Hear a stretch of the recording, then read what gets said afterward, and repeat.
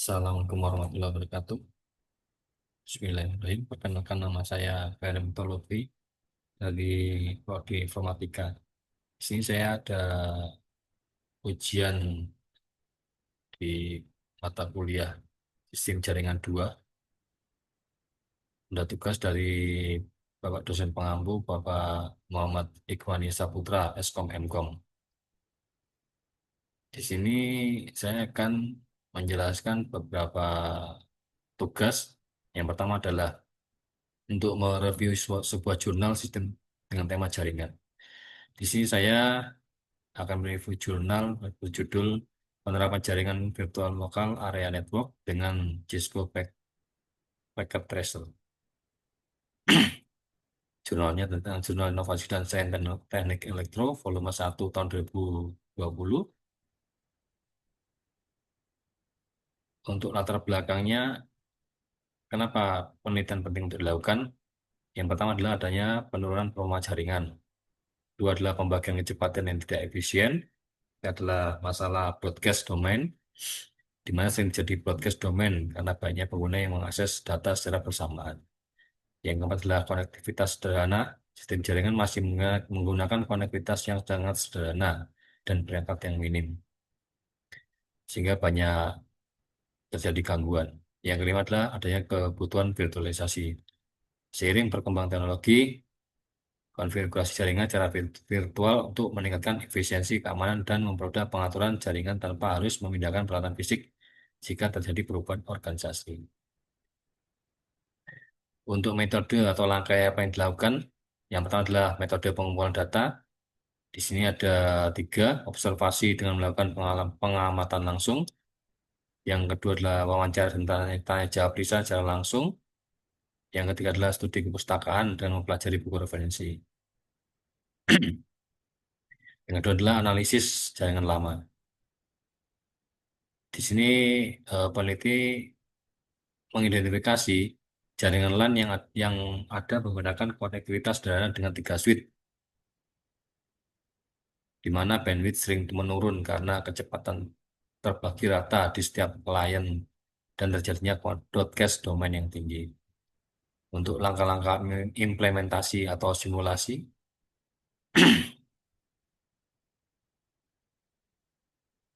dengan menggunakan aplikasi simulasi Cisco Packet Tracer dengan langkah-langkah yang pertama adalah perancangan ulang topologi dengan menambahkan satu buah main switch 24 port untuk membagi jaringan fisik menjadi beberapa jaringan logis. Dua adalah mengelompokkan VLAN dengan membagi jaringan ke dalam tiga segmen berdasarkan ruangan. Ini adalah konfigurasi perangkat. Yang keempat adalah pengaturan IP address dengan memberikan alamat IP statis untuk setiap PC klien di masing-masing departemen. Yang kedua adalah tahap pengujian. Pertama adalah ping sesama VLAN. Kalau berhasil replay, berarti komunikasi internal departemen lancar. Ping antar VLAN kalau gagal atau request timeout, membuktikan bahwa traffic broadcast telah terrealisasi di masing-masing jaringan logis, sehingga meningkatkan keamanan dan efisien jaringan. Nilai tambah yang ditawarkan adalah yang pertama adalah optimalisasi bandwidth dan performa, di mana sebelumnya PT Surya Berkat Sentosa itu sering mengalami penurunan bandwidth dan koneksi lambat karena kecepatan internet bagi secara merata ke setiap klien. Jadi dalam penerapannya, Finland menawarkan solusi dengan mengurangi traffic broadcast. Kedua adalah meningkatkan kecepatan. Caranya adalah mengecilkan traffic broadcast. Risikonya adalah penumpukan paket data saat banyak pengguna mengakses data secara bersamaan dapat dikurangi, sehingga jaringan tidak lagi terasa lambat. Yang kedua adalah peningkatan keamanan jaringan. VLAN memungkinkan pemisahan jaringan fisik menjadi beberapa jaringan logis antara meliputi yang pertama adalah segmentasi pengguna, itu adalah host atau komputer yang dikelompokkan berdasarkan departemen. Yang kedua adalah isolasi traffic, di mana terbukti dalam hasil uji coba atau testing atau testing, maaf, atau ping test. Yang ketiga adalah efisiensi manajemen dan infrastruktur, di mana penerapannya adalah Pertama adalah fleksibilitas lokasi, dua adalah efisiensi perangkat. Yang keempat adalah skalabilitas jaringan. Dengan menambahkan satu main switch 24 port dan mengkonfigurasi segmen-segmen logis, di mana perusahaan dapat mengelola pertumbuhan jumlah karyawan dan kebutuhan akses data dengan lebih terstruktur melalui pembagian ID VLAN. Oke, untuk soal yang kedua adalah untuk jelaskan dan gambarkan tentang VLAN dan buat model sederhana VLAN dengan packet tracer. Penjelasannya adalah VLAN atau Virtual Local Area Network adalah teknologi yang memungkinkan kita untuk membagi satu jaringan fisik menjadi beberapa jaringan yang bisa. Cara kerja VLAN adalah cara teknis. VLAN bekerja pada layer 2 atau data link. Switch akan memberikan label atau tagging pada setiap paket data yang masuk ke port tertentu. Hanya perangkat dengan label yang sama yang bisa berkomunikasi satu sama lain. Ini adalah model sederhana VLAN dengan packet tracer. Untuk penjelasnya adalah yang pertama adalah komponen utama jaringan. Komponen utama jaringan adalah ada router 0 yang yang berfungsi sebagai penghubung atau gateway antara dua subnet yang berbeda agar saling bisa berkomunikasi. Yang kedua adalah switch 1 dan switch 2 yang menghubungkan perangkat dalam satu jaringan lokal. Switch bekerja di layer 2 atau data link untuk meneruskan data berdasarkan alamat MAC. Yang terakhir adalah end device atau PC. Adalah PC 0 dan PC 1, di mana komputer pengguna yang berada di dua jaringan yang berbeda. Untuk alur komunikasinya adalah agar PC 0 dapat mengirim data ke PC 1, beberapa hal harus dikonfigurasi pada router 0. Untuk interface FA0 straight 0 harus diberi IP yang berada dalam satu subnet dengan PC 0. Misalkan 9.192.200.0.245 untuk berfungsi sebagai default gateway bagi PC 0. Adalah interface FA1 garis miring 0 harus diberi IP yang berada dalam satu subnet dengan PC 1, misalnya 192.100.0.254 untuk berfungsi sama sebagai default gateway bagi PC yang satu. Jadi untuk yang selanjutnya, soal ketiga adalah jelaskan dalam fungsi dari core switch, distribution switch, dan switch access. Kemudian gambarkan model tersebut secara sederhana. Yang pertama adalah core switch atau lapisan inti. Ini adalah tulang punggung atau backbone dari seluruh jaringan. Fokus utamanya adalah kecepatan tinggi dan ketersediaan atau availability. Fungsi utama adalah meneruskan paket data antar segmen jaringan dengan secepat mungkin tanpa melakukan proses yang berat. Untuk karakteristiknya adalah memiliki throughput yang sangat besar, fitur fitur redundansi yang tinggi atau jaringan tidak mati total jika satu perangkat rusak dan biasanya terhubung ke router atau internet. Yang kedua adalah distribution switch atau lapisan distribusi. Ini bertindak sebagai jembatan atau polisi lalu lintas antara lapisan core dan akses.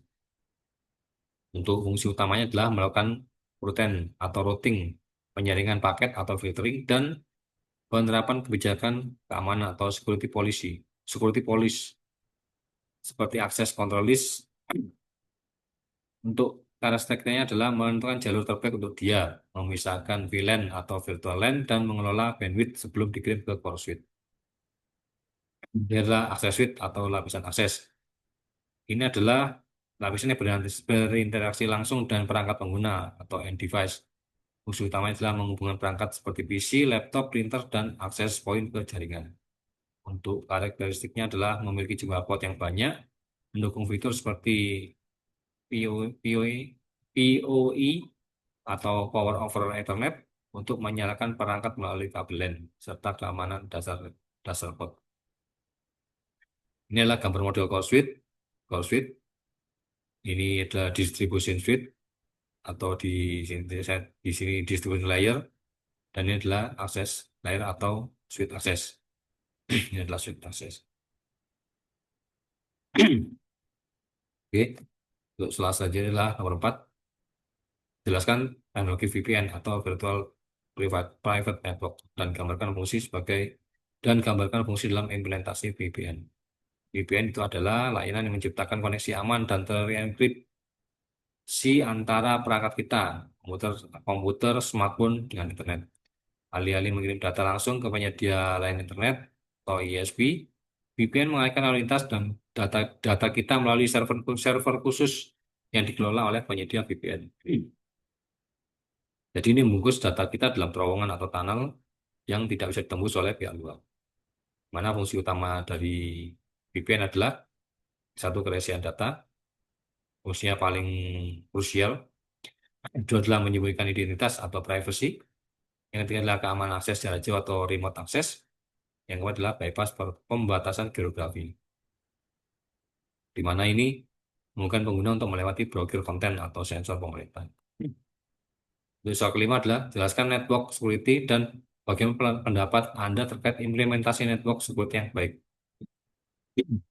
Network security adalah sekumpulan kebijakan proses dan teknologi yang dirancang untuk melindungi integritas, kerahasiaan, dan ketersediaan data, serta infrastruktur jaringan. Bayangkan jika kita adalah sebuah gedung, network bukan berarti hanya kunci pintu depan, tapi juga sistem CCTV, detektor asap, dan pemeriksaan ID di setiap ruangan. Jadi, secara teknis, keamanan ini bekerja melalui 3 lapisan kontrol. Pertama adalah fisik. Dari sisi fisik adalah mencegah personal yang tidak berwenang mendapatkan akses ke fisik komponen.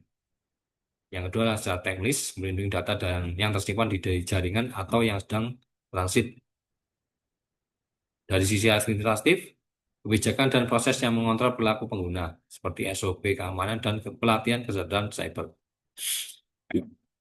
Untuk pendapat saya, membeli perangkat keras termahal, kita terjebak pada membeli perangkat keras termahal, berarti jaringan sudah aman. Sebenarnya untuk implementasi network security yang benar-benar efektif harus berdasarkan pada satu prinsip zero trust. Jangan pernah percaya atau jangan pernah percaya pada siapapun dan selalu verifikasi. Dua, keamanan yang berlapis, defend in depth. Keamanan tidak boleh mengandalkan pada satu titik pertahanan saja. Yang ketiga adalah faktor manusia atau mata rantai terlemah, di mana implementasi yang baik wajib menyertakan edukasi berkelanjutan bagi pengguna. Yang keempat adalah visibilitas dan respon cepat.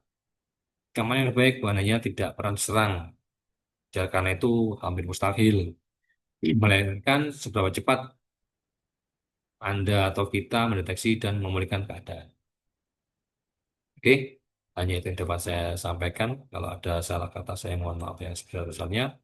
Assalamualaikum warahmatullahi wabarakatuh.